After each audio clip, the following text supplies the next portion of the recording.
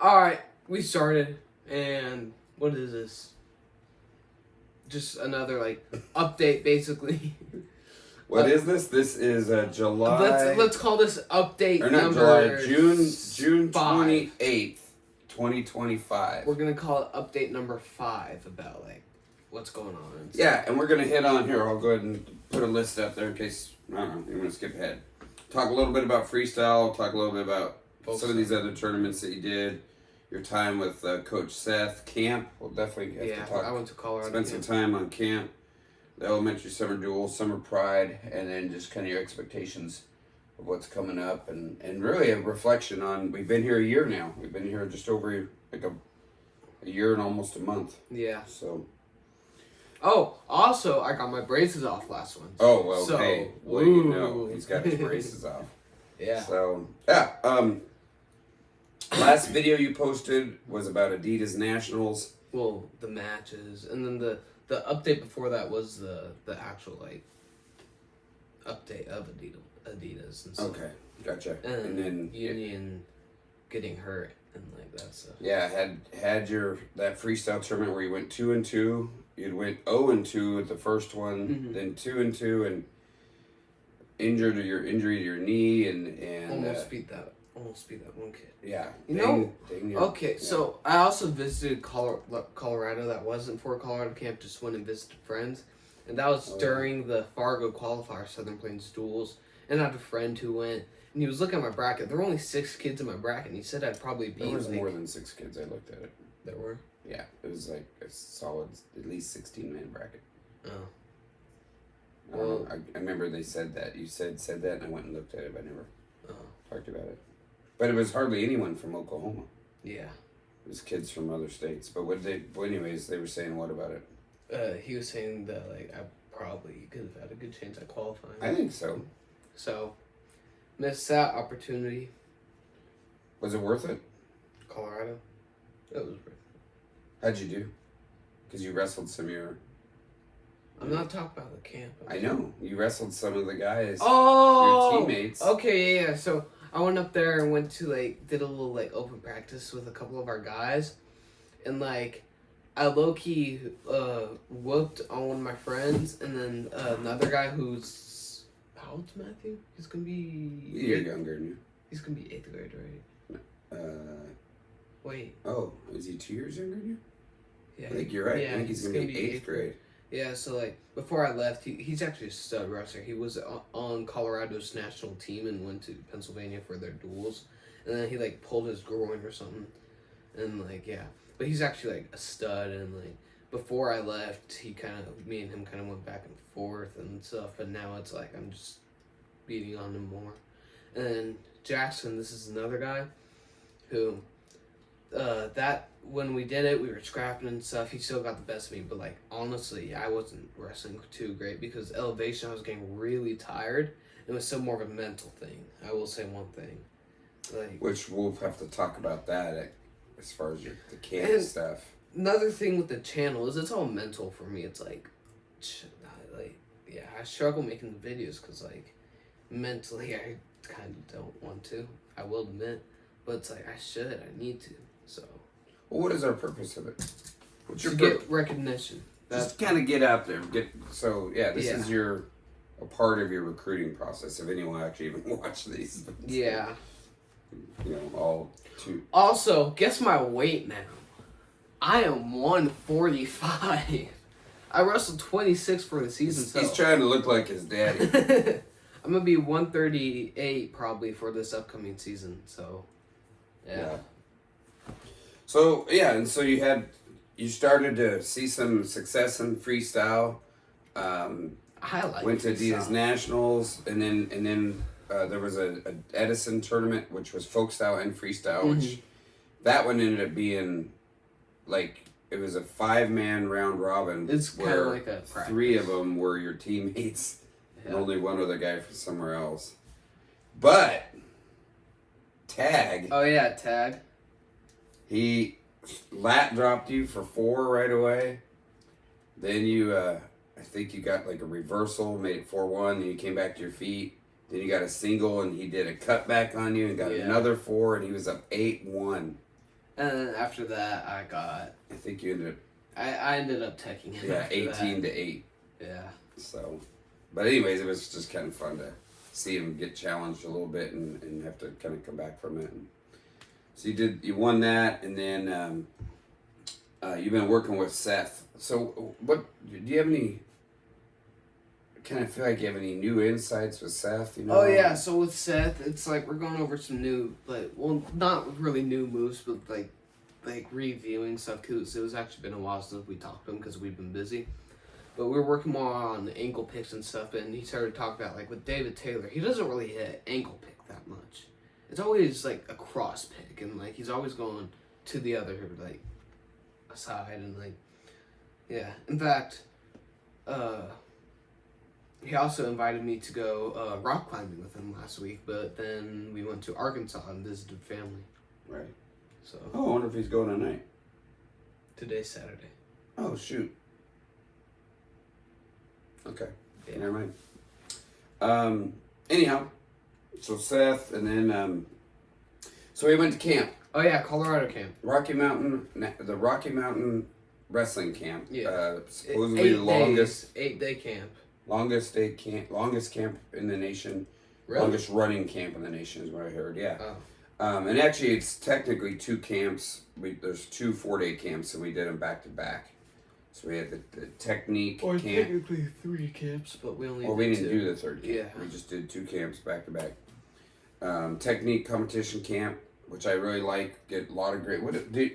Any technique you can remember from that? Yeah. Like what is your The meat hooks up. So 2-on-1, instead of just holding it here, you get like your shoulder deep, and like then you got more control, and you can really force it down and stuff. And I liked that. And then we did some high crotch stuff and from a meat what they call meat hook or monkey grip, meat hook, that stuff, and I liked that. And we also like did like some like team duels kind of stuff for the 2nd camp. And actually in the 1st camp they did like individuals duels where you kind of get put on a team and no one knows each other unless you get random teams. Yep. Yeah, and then you just duel other teams and stuff. But after that just fast forward, after all that camp, we then meet back up with Seth, and we saw him like in the wrestling room because we went there and we were doing stuff and saw him, and we were just kind of messing around, and like he actually said that like I felt like a lot different just from the camp. Yeah, he definitely says you in a feel good way. different. Yeah, stronger and whatnot. What was your highlight from camp, from the wrestling standpoint, first?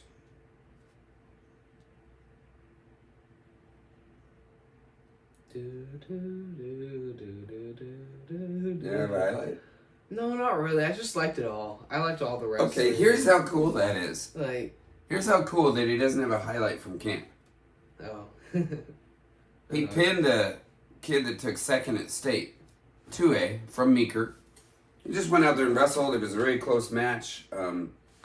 He fought off a takedown, and then he was on bottom and almost got put in a cradle, but managed to fight it off, gets an escape.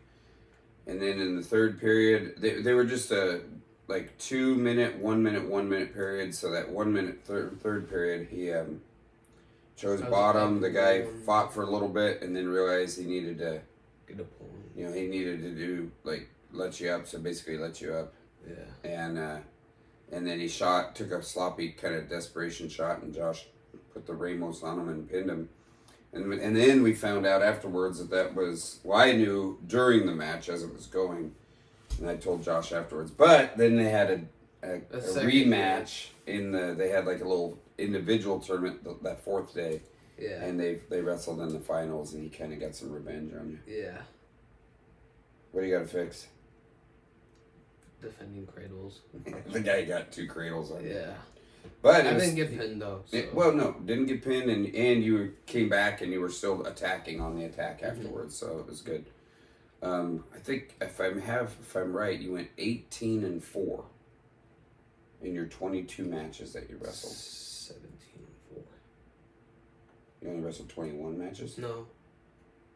Yeah, no, 18-4 because I had 22. Yeah, 18 wins, 4 losses, and 2 of those losses or from the first day. Yeah, I want back. he was so beating badly. both of the guys, and he got pinned by one in a cradle.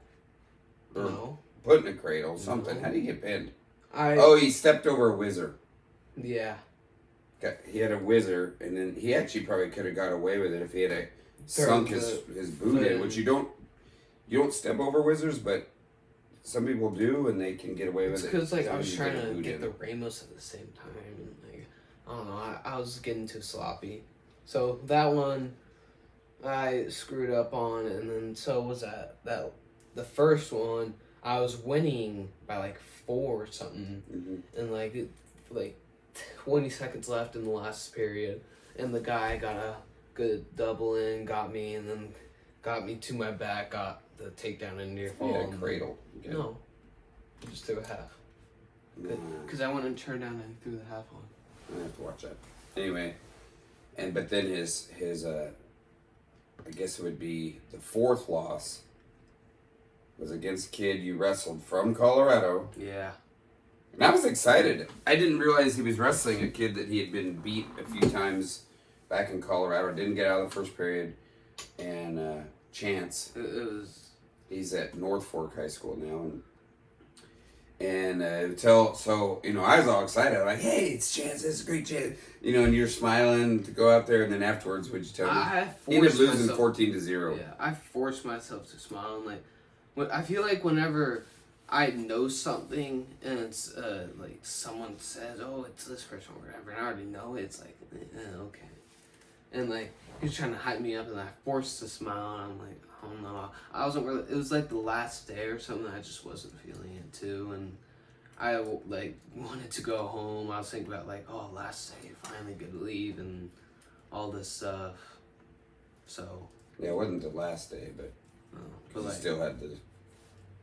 Yeah, Friday was mentally Friday. I just was not there and ready. Which was it's disappointing just because I really would have. He definitely didn't wrestle like we know he can wrestle. No. Which is funny. He didn't wrestle as good, and he still just. I mean, I think maybe he got a point. He might. I don't know. It was 15-1 or it was a 14-point win. We're not quite a tech. 14-1. Something like that. And I got to escape at the last second. And the fact they didn't even wrestle that good and went from a kid that whooped up on you in 7th grade.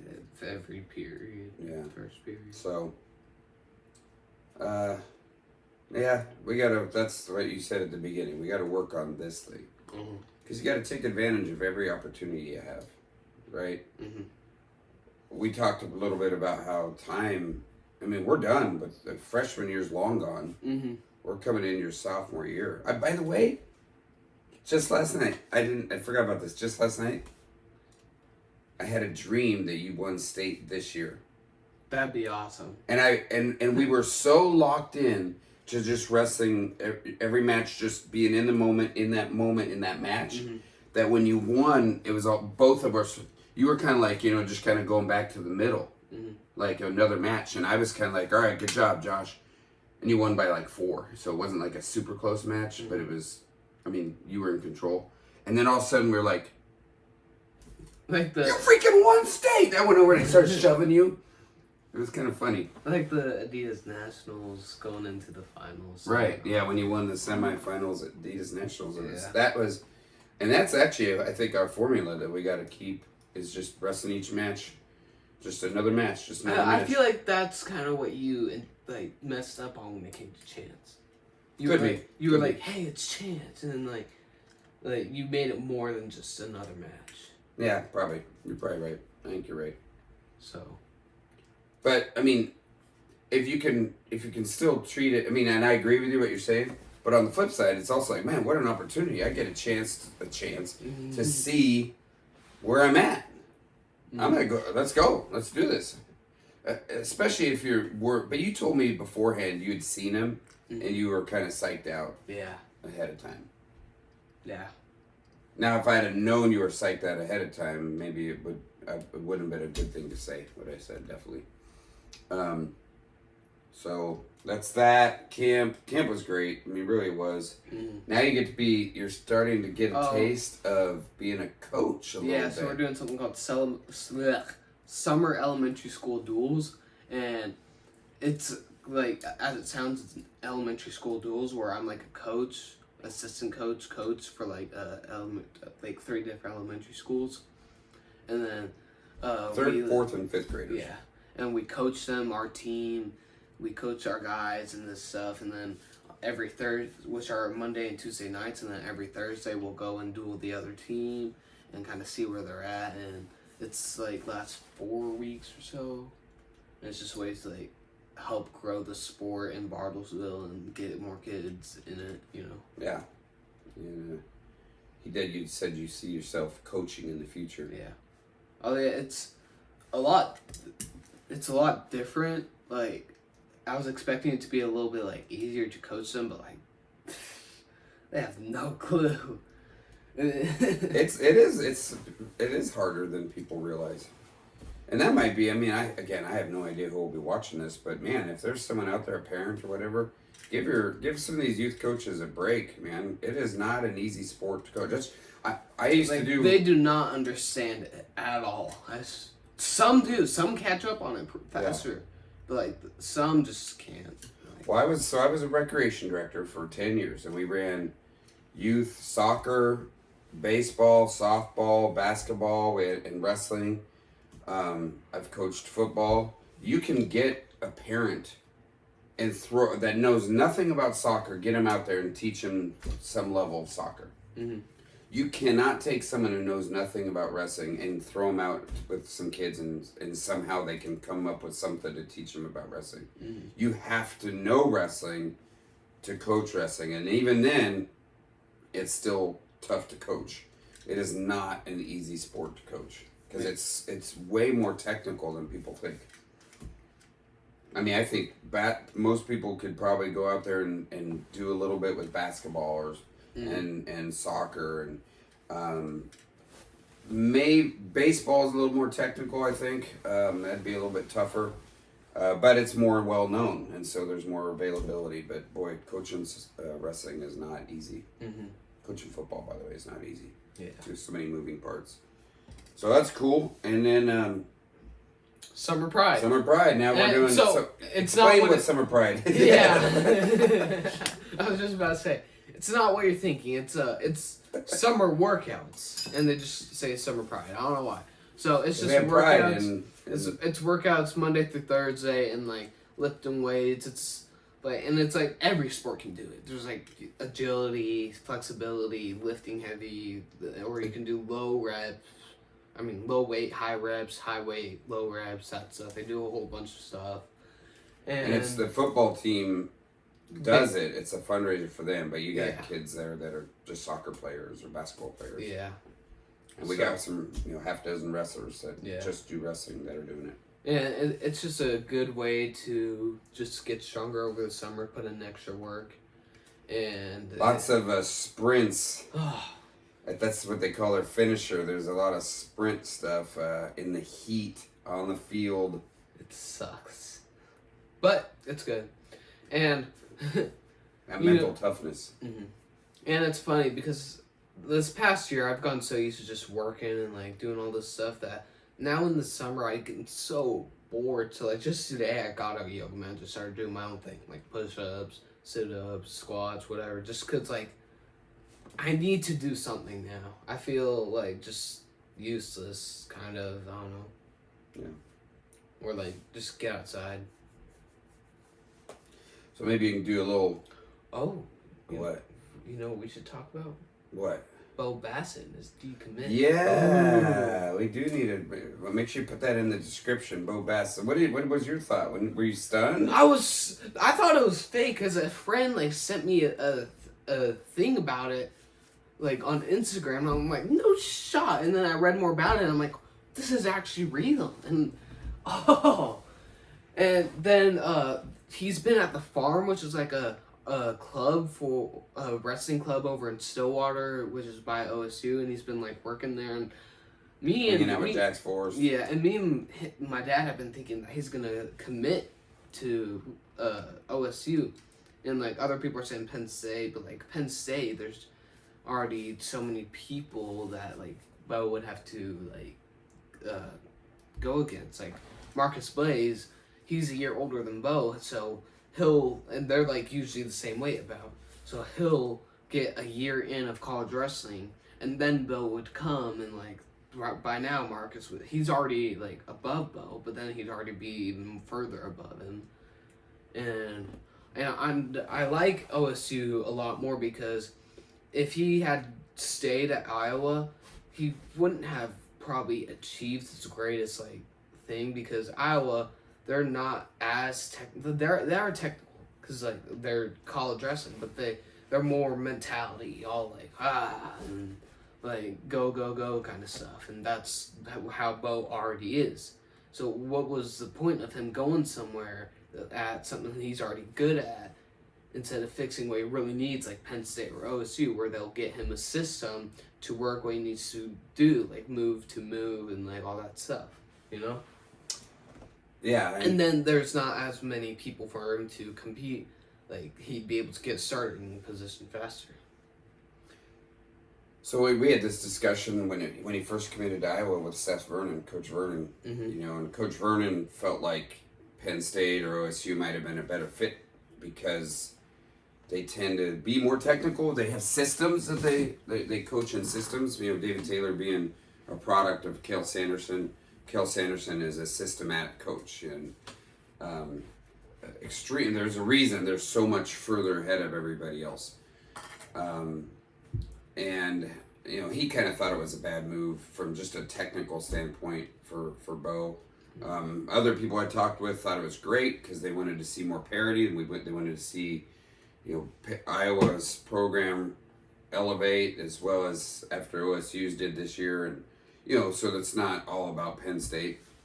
But I actually did wonder about the faith part because you know his faith is a big part of who he is, as it is with us, and I mean, I don't know the inner workings of Iowa and whatnot, but I don't see Iowa as you don't see a bunch of kids coming out of Iowa who are quick to say, I mean, Buchanan was, but that are, you know, man, I want to thank my Lord and Savior But Jesus Buchanan Christ. went to other colleges before that, right. too. Yeah, true. I just don't see them as a, you know, like a discipleship type school where they're going to be doing Bible studies. And I heard Bo's testimony. You know, this testimony I think is just from this summer. It might have even happened after he decommitted. I'm not sure. He did an FCA camp, and he talked about going to the National Training Center in Colorado Springs and having Jordan Burroughs and I think Kyle Snyder and others were there, and they went and did the Bible study, and that was when his faith started to really grow. And so I think that's a big part of it. Maybe now, of course, you got what's out there about the whole Hawkeye Wrestling Club not allowing Bo to train with them. Yeah. There's that, but I kind of wonder if a lot of it was he's putting his faith first, which is huge. Yeah. I mean, you can't do better than that. God first, and developing our relationship with the Lord, because none of this other stuff matters. Wrestling doesn't matter. None of it goes to heaven with us. It's who we are as God's people, children, our character. That's what matters first. So I'm definitely curious to see where he goes, and you know, we're kind of becoming OSU fans. I will say I don't know David Taylor that well. I don't hear him talking about his faith a whole lot. So I don't, but I know Jax Forrest, you know, his faith is a big part of him, and Wyatt Hendrickson and some of these guys that, you know, this year at OSU definitely were very vocal about their faith. So I don't, you know, I know John Smith was, you know, about helping kids kind of connect spiritually. Whereas I do know at Penn State, you know, it always has come up a lot about their faith and whatnot. Even though Penn State right now has got their crazy stuff happening. Oh yeah, with Strachey, yeah, and all that's going on there. So these are all those crazy things that these kids get to navigate and at the next level. But man, we sure would. It'd be fun to have Bo. Oh yeah. Here and Jax, and then Ladarian Lockett. Who? Yeah. Well, and then they've had some transfers, and shoot, Melvin Miller was going to go to Iowa, and then that'd be crazy if he ends up coming. It was Bassett and Miller that were trying to go, and the Hawkeye Wrestling Club said no. Yeah. So. Well, Brand said no. I'm not sure. I don't know the dynamics. Who runs the Hawkeye Wrestling Club? Apparently, there's some kind of a divide there. It's not the same as the Nittany Lion Wrestling Club or the Cowboy Wrestling Club with Stillwater, but so yeah, good stuff. Mm-hmm. What do you think about this next year? What is your goal? What are you hoping for? Make state. You're gonna make it state. Take match by match and learn a backflip, bro. I already started working on it because we went to Arkansas and like met up with family we never met, and apparently I got a cousin who does gymnastics and they were looking to teach me a backflip. I can land on my knees, but like. I think you need to work some explosiveness if you jump higher or something. I don't know. Yeah.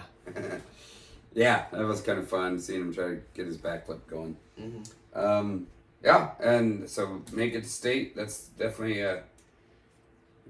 hopefully we get more than just you that can make it next year. We got a young team. We had 18 kids go to camp, so that was good. And we got one of our higher competitors who's moving, sadly. Yeah. We had a returning senior who I think he's almost, just shy of being a shoe-in to state. I mean, no guarantees, but definitely should have, and his goal will be to place at state next year, moving to Dallas. So that's kind of a bummer. Houston. Dallas. And, yeah, but he went to camp with us. He's helping with our summer duels. Yeah. And so we get to kind of be part of his journey up until then. So, all right, yeah, I guess we got our brewing camp coming up. Yep, that too. Week after next, that's Josiah Ryder, 2-time national champ he's an assistant coach at Adams State. He'll be coming down coaching the boys, and then we're also still looking for coaches too. So yeah, for our program. Anyone watching this who's potentially a coach want to move down to Oklahoma? So we're need an assistant coach. Growing program. And then the girls coach, Will McKinney, he's the head coach at Oklahoma City University, girls coach there, women's coach. And so he'll be coaching the girls. So we bring in these coaches to do a camp just for our guys, junior high and high school. Only, it's a closed camp. It's just for us and a chance to kind of build as a team and get our coaches in there learning some things that we can all work on. And so we're all on the same page. And yeah, I'm excited about that. So we can put that in the description too. Make sure you list like a hashtag Josiah Ryder, Will McKinney, Adams State Wrestling, Oklahoma City University, Bo Bassett. Talk. Yeah. So proud of you, proud of the work you've been doing, and hopefully we'll keep adding to your wall here, and we'll just keep moving forward. Yeah. All right. Maybe throw some highlights from camp on there or something with this. Oh yeah. I'll have to make some separate video, or just go check out my Instagram. I'll put that in the description too. So that'll work. Yeah. Did you put camp stuff on your Instagram? Yeah, I did. Oh. I put like the wrestling part, and then I put we actually went to a river, so I also put that part, and like we got a bunch of pictures, and we were jumping in the river. It was swimming in the lake. It was so cold. And we had guys stay in that lake for an hour. I know. And they were the fat dudes. Colorado, high mountain. All the fat dudes who have the extra blubber to keep them warm. I swear. For an hour. It's middle of June. It's still pretty dang cold water. At 7,000 plus feet, that's a cold lake. Mm-hmm. And they were swimming in it for an hour. Unbelievable. Okay. So, all right. Signing off. See ya.